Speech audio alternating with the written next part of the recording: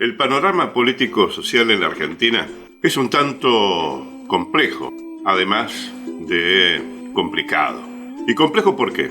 Porque a lo largo de la historia de nuestro país, y seguramente se ha repetido en varias naciones hermanas, el cómo se escribió la historia, el cómo se concibió la historia, ya lo hemos comentado muchas veces en nuestro programa, se ha basado en tergiversaciones, en ocultar héroes reales, ponerle el bronce a héroes de dudosa reputación y dudosa acción, y algunos más que dudosa, bien marcada su actitud delincuencial.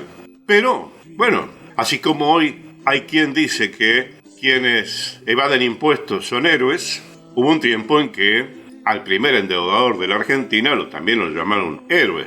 Y he comentado en algunas redes sociales algunos detalles, pequeños detalles que tienen que ver con la formación histórica. Muchas veces se habla del odio al peronismo o el antiperonismo, que más o menos sería lo mismo. Y hay personas que sostienen o imaginan que comenzó con la primera presidencia de Perón porque le había empezado a otorgar derechos a la clase trabajadora y había logrado hacer emerger una nueva clase social, que era la clase media. La clase media que después, tuvo sus comportamientos tan erráticos, por decirlo de forma amable. Pero el antiperonismo comenzó mucho antes de que Perón se proyectara a ser presidente de la nación. Leyendo un libro de Alieto Guadagni, Pradero Perón, basándose en documentación oficial, desclasificada, del Departamento de Estado y los otros organismos de Norteamérica, da cuenta cómo antes de que Perón intentara postularse a la presidencia, se sospechaba que lo haría. Ya en esos tiempos previos hasta planteaban eliminar a Perón. Entonces con esto te vas dando cuenta, con estos pequeños datos, de que el odio al peronismo o el antiperonismo comienza antes de ser Perón el mismo, ¿no? El hacedor de todos los derechos que se fueron conquistando después de asumir su primera presidencia y lo previo siendo secretario de Trabajo. Pero también pasó con toda nuestra historia de un sector de la sociedad o suciedad, como te guste llamarlo, han odiado históricamente todo lo que tuviese que ver fundamentalmente con la independencia del país, con la autodeterminación del país. Hace poquito estaban, entre comillas, festejando o conmemorando el 25 de mayo, día de la Revolución de Mayo, conocido popularmente. Una revolución que a los pocos tiempos fracasó. ¿Y por qué fracasó? Porque la élite porteña, con esa mente eurocéntrica, ese pensamiento eurocéntrico, el cual intentamos muchas veces desde esta pequeña tribuna o trinchera tratar de desmantelar, se ha hecho carne y se ha instalado en el ADN de un sector de la población argentina. Y ha pasado con muchas capitales en la patria grande. Entonces hablar, por ejemplo, cuando te dicen, los 70 años de peronismo, los 20 años de kirchnerismo, hay gente que carece de formación educativa, histórica, de formación con conocimiento, e impiden que algunos, que tal vez puedan llegar a tener alguna duda, traten de escarbar en los rincones de la historia a ver cuál ha sido la verdad que nos ha envuelto y que lamentablemente en algunas cuestiones también forman parte de nuestra identidad, porque nosotros no podemos sentirnos ajenos ni desplazados de esa porción cipaya del país, porque están acá, convivimos en el mismo territorio, actuamos en el mismo territorio, laburamos lo que podemos o lo que pueden en el mismo territorio, peleamos en el mismo territorio, con distintos ideales, con distintas consignas, con distintos fines. Y eso hace que se enturbie más el panorama de la Argentina.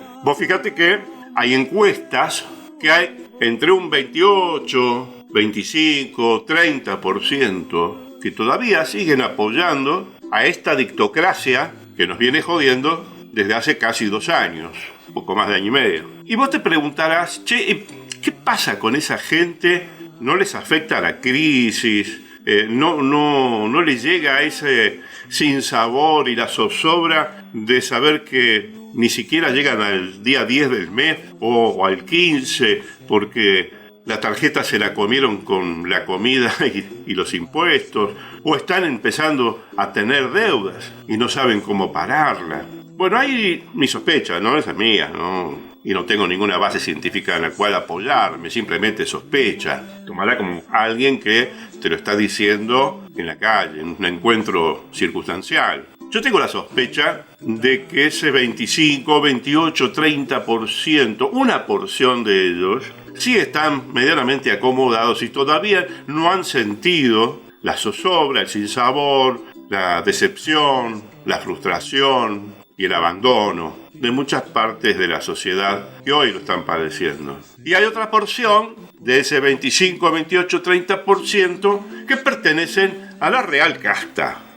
La real casta, aquella que a vos te engatusaron diciendo que la venían a combatir y la vinieron a engordar cada vez más. Y mucho más. Pero lo peor de todo esto, porque si fuesen cuestiones ideológicas y de miradas diferentes de cómo llevar adelante la economía de un país y las cuestiones sociales, sería otro cantar. Aquí detrás hay otra cosa, que es mucho más peligrosa y ya lo hemos comentado en anteriores programas. Tiene que ver con la invasión y el sometimiento de nuestra patria a intereses foráneos.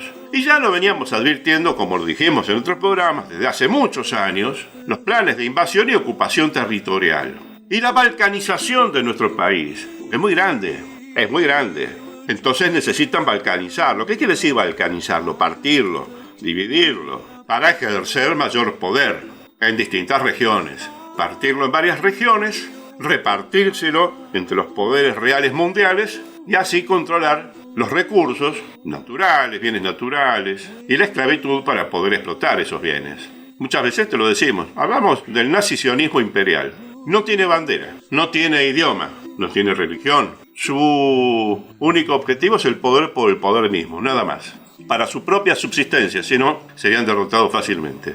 A todo esto hay otro panorama complejo y complicado en nuestra sociedad argentina, que no está desvinculado de todo lo que yo te vengo hablando. Y están las peleas internas dentro del movimiento nacional y popular, dentro del peronismo.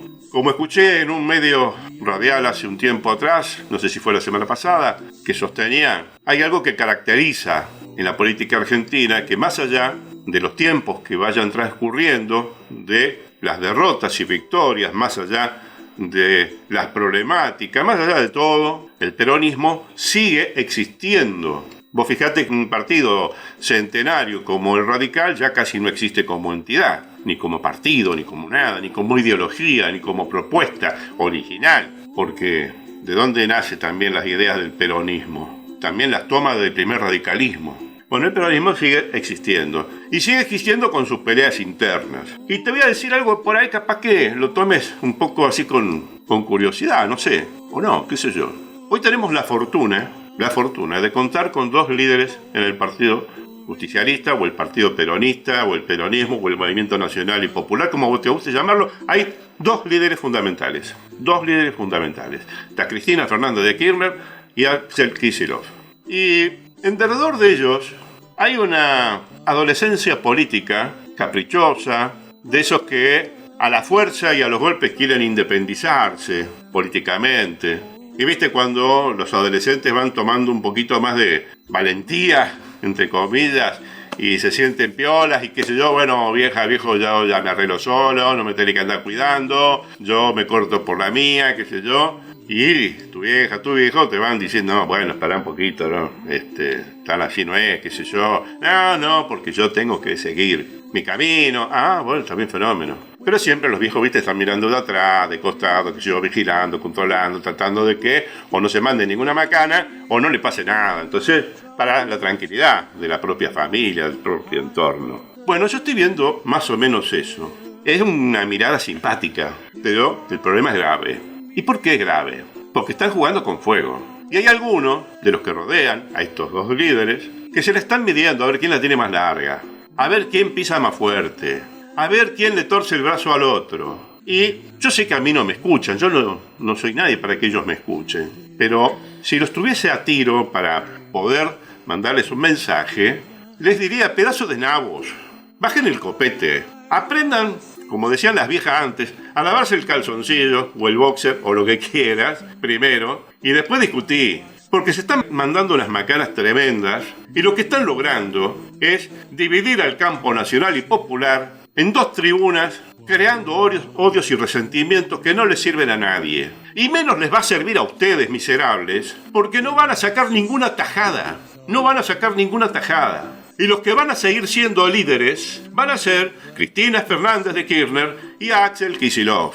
Y ustedes, pedazos de monigotes, van a seguir siendo unos pobres miserables tratando de rascar el fondo de la olla a ver con qué se pueden quedar. Y se van a quedar sin nada. Porque después la gente con el tiempo se da cuenta quién es quién. Entonces lo mejor que tendrían que hacer ahora es madurar un poquito más, dejar de ser tan adolescentes y pelotudos y buscar la forma de encontrar la unidad. La unidad para no seguir perdiendo como se viene perdiendo. Porque perder en estas de medio tiempo y las próximas, porque si se pierde ahora, no cuentes 2027, olvídate, no existe. Se pierde todo. No obstante, el peronismo va a seguir existiendo, a pesar de estos idiotas que la juegan a la división, que juegan al enfrentamiento, que juegan a ver quién la tiene más larga. Se van a dar cuenta que se lo van a tener que guardar y dejar de mostrarla porque pasan vergüenza.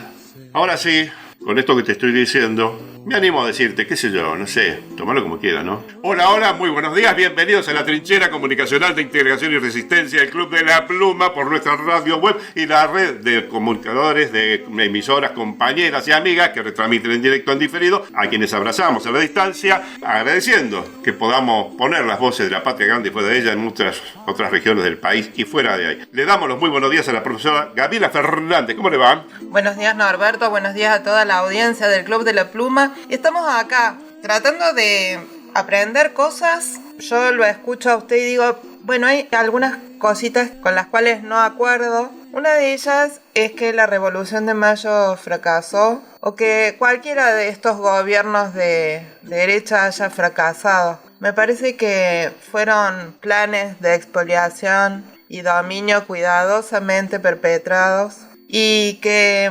estos dirigentes adolescentes a los que usted se refiere representan muy bien al pueblo argentino, un pueblo que se la pasa esquivándole el bulto a hacerse cargo de su destino, que se la pasa recargando sus expectativas en personas, en discutir en apellidos y no ideas, en elegir al famoso de turno y a ocuparse de las peleas de alcoba, de la realeza del jet set, en lugar de ocuparse de los aspectos que verdaderamente importan.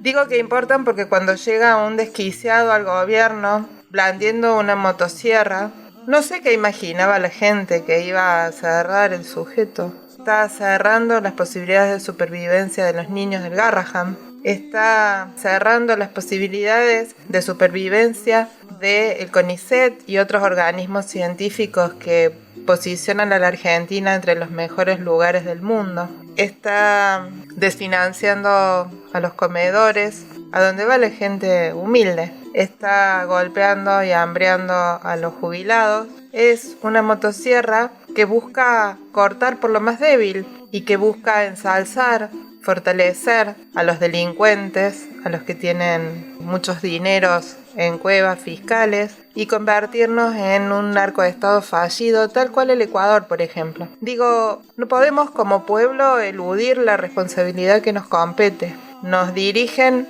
seres que son el reflejo de lo que esta sociedad pone en la cancha. Casi nada. Es muy feo el espejo de las autoridades que tenemos. Y si está feo lo que se ve en el espejo es porque algo tenemos que cambiar en nosotros. Y en nosotros lo que tenemos que cambiar es el dejar de ser individualistas, el dejar de ser individuos. Es convertirnos en múltiples, convertirnos en colectivo y ser capaces de poner un freno a esta locura. Que si nosotros la pusimos ahí, bien podríamos ocuparnos de sacarla a tiempo, mientras todavía haya algo para defender. Y bueno, creo que todavía queda mucho para defender, ¿no? Creo que hay muchísimo para defender. Lo que pasa es que, bueno, tenemos que ponernos las pilas para eso. Cuando fueron las marchas multitudinarias de las protestas de universitarios, de las diversidades, muchas veces algunos nos quedó el sabor amargo que después no había pasado mucho, que habíamos discutido al aire sobre eso. Yo decía que no había pasado nada, usted que sí, que había pasado. Pero la motosierra siguió avanzando y siguió destruyendo. Y todos los miércoles, jubiladas y jubilados vienen poniendo el pecho en una lucha titánica de parte de ellos contra un poder uniformado, nefasto, falopeados, que le garpan para ir a masacrar al pueblo. Como hacen con los uniformados israelíes, más o menos igual. Y ahora, el próximo miércoles, hay una convocatoria desde la gran mayoría de los sectores sindicales y sociales para manifestarse. Y me parece muy bueno que no dejen a jubiladas y jubilados solos y solas. Pero, ¿alcanza con una sola convocatoria? Yo insisto en lo que muchas veces he expresado. Las luchas en las calles, en las plazas, pero de manera permanente hasta que estos caigan. No hay otra. Si nosotros no ponemos toda la carne en el asador, o dicho de manera un poco más realista, porque hoy ni siquiera pueden poner el piolín del chorizo en el asador. Si ponemos toda la fuerza necesaria para lograr nuestro objetivo, que es que este gobierno caiga, tiene que caer, no puede continuar. Y no puede un 25, un 30% frenar la felicidad al otro 70% de la población, ni el derecho a poder existir en mejores condiciones. Entonces tenemos que actuar de manera contundente, con un contraataque certero, efectivo, como decía el gordo, Cook, y no aflojar. Y si desde el miércoles en adelante se dan instancias de lucha permanente, bienvenidas sean. Si no, de lo contrario, será una fechita más en el calendario. Hicimos una juntadita ahí con los varios sectores y no pasó nada. Tenemos que lograr que pase algo. Tenemos que dar vuelta a la tortilla. ¿Seremos capaces de hacerlo?